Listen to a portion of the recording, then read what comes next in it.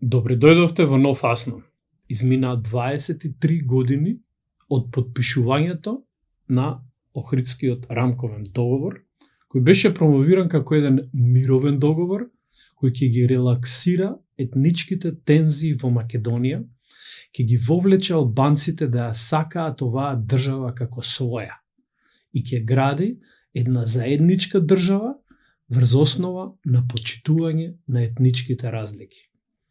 Меѓународната заедница изврши тогаш силен притисок да ги прифатиме истиот и под плаштот на ЕУ и САД од 2000 година, од 2001, па се до завршетокот на следните декади и водеа политика на условеност, каде што својата дипломатска активност ја условуваа со имплементација на Охридскиот договор. Со Охридскиот договор македонците тргуваа со својата слобода на демократски начин да носат одлуки во својот парламент за да добијат безбедност, за да се спречи поголем конфликт како резултат на нападите на УЧК врз Македонија. И тргувајќи малце слобода со малце безбедност, они се лимитираа слободата на своето одлучување. Како и да е, минатата недела на улиците во Скопје и пошироко ние ги видовме вистинските придобивки од Охридскиот договор, кога нова генерација на наши сограѓани албанци, кои се родени, израснати и образовани во Македонија, изразија отворено непријателство према нас македонците, како и према нашата држава, со непријателски скандирања и палења на македонското знаме. Оваа рамковна Македонија образува албански кадри кои отворено ја мразат оваа држава и мразат се што е македонско. А минатата недела под плаштот на славје на денот на албанското знаме изразија отворено непријателство спрема све што е македонско. И ако не верувате дека е така, и ако не верувате на бројните видеа и скандирања што излегува од сето тоа, може бидната година излезете и бидете меѓу оваа група кои го слават денот на албанското знаме, за да ја почувствувате атмосферата. Минатата недела ние ги видовме вистинските придобивки од Охридскиот договор низ непријателскиот метеж на скопските улици и поставување знамења на голема Албанија во Тетово и во Полошкиот регион. Ние 23 години од потпишувањето на Охридскиот договор под патронатот на ДУИ, СДСМ, ВМРО и ДПМН, како и на целата западна заедница. Ние живееме во една небезбедна антимакедонска држава во која ние македонците не се осеќаме свои на своето. Под превезот на граѓанска држава, меѓуетнички соживот, едно општество за сите, под плаштот на прогресивна, модерна политика, Охридскиот договор ни донесе генерација на млади албанци задоени со омраза према нас. Не ја сакаат оваа држава и со кои ние треба да живееме со нив следните 40 до 60 години. Охридскиот договор е гарант за да ние не се чувствуваме безбедно и во иднина, а славењето на денот на албанското знаме е само потврда за тоа. Ние не сме повеќе безбедни и со Охридскиот договор, а се чувствуваме небезбедни, живееме во страв и од потенцијални нови конфликти и меѓуетнички судири.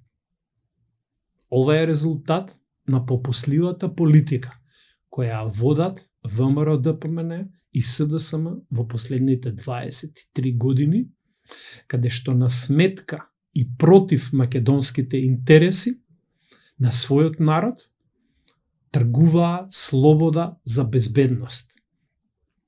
И резултираа да бидеме небезбедни, како членка на НАТО, со сменето име заглавени во предворието на патот кон ЕУ со прифатени предавнички и бугарски договори кои во суштина се антимакедонски, а една цела генерација на наши сограѓани албанци не сакаат да живеат со нас и изразуваат отворено непријателство против оваа држава.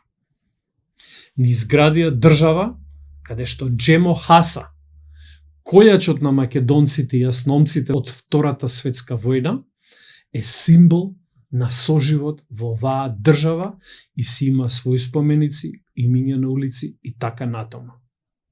Па што очекувавме ние, освен изливи на омраза кон нас и против нас?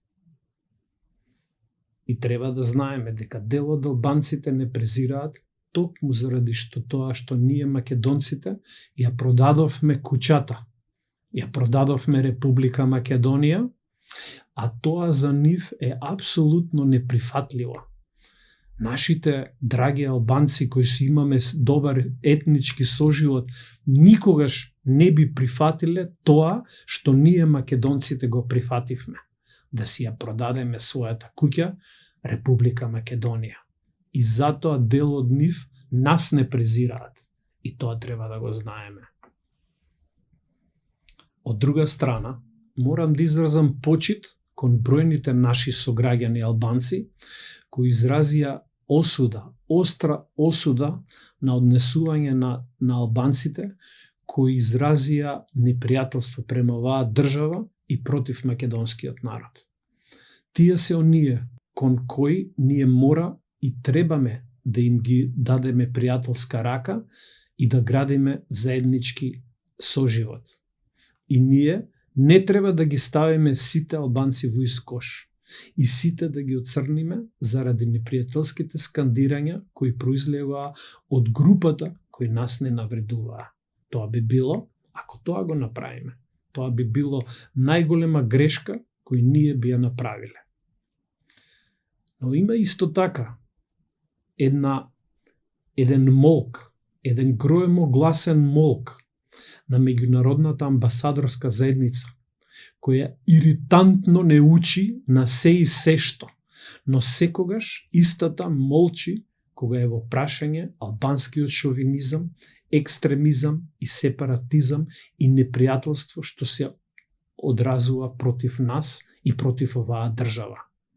Тој кажува, тој молк на меѓународната амбасадорска заедница кажува на чија страна се, кого всушност они поддржуваат, и тоа е нашиот предизвик.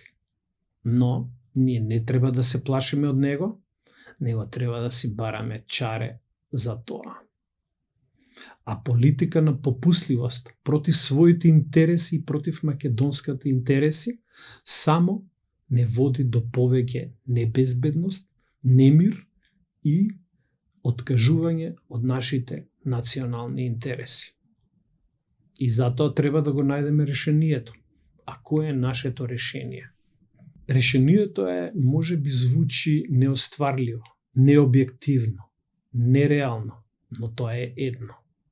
А тоа е ние македонците. Мора да го изодиме патот на асномците, да учиме од нив и да го направиме тоа што они го направија.